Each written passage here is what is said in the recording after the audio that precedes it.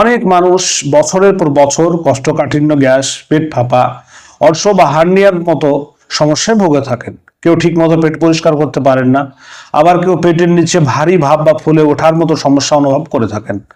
তা আজকে আমি আপনাদেরকে জানাবো যে ইউনানি চিকিৎসায় বা আয়ুর্বেদিক চিকিৎসায় ব্যবহৃত একটি পরিচিত নুস্খা বা ফর্মুলা সম্পর্কে, যা বহু পুরনো হাকিমদের মাধ্যমে প্রচলিত হয়ে আসছে।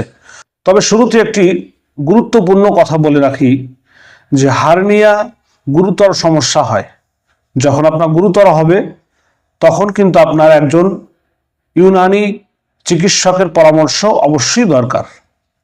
হার্নিয়ার প্রাথমিক লক্ষণ কিছু বলে রাখি, সেটি হচ্ছে যে পেটের কোনো অংশ ফুলে ওঠা, ভারী কিছু তুললে ব্যথা বাড়া, দীর্ঘদিন কোষ্ঠকাঠিন্য, গ্যাস ও পেট ফাঁপা, নিচের পেটে চাপ অনুভব হওয়া, এই সমস্ত লক্ষণ যখন আপনার দেখা দেবে তখন অবশ্যই অবহেলা না করে দ্রুত ব্যবস্থা নেওয়া অত্যন্ত জরুরি আপনার।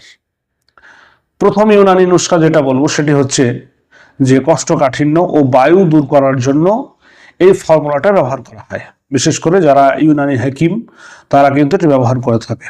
নাম্বার 1 হচ্ছে শোঁঠ, অর্থাৎ আদাকে বলা হয়।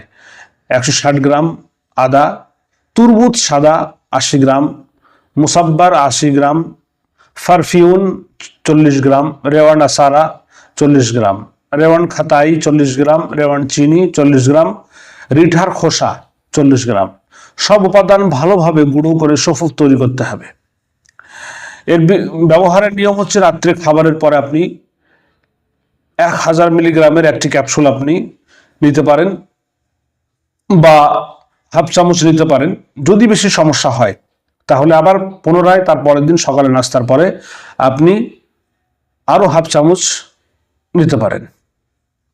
দ্বিতীয় যে নুস্খা ফর্মুলা সেটি হচ্ছে হার্নিয়া বা শরীরের গাঁঠের জন্য। এই নুস্খা ব্যবহার করা হয় সাধারণত হার্নিয়ার জন্য।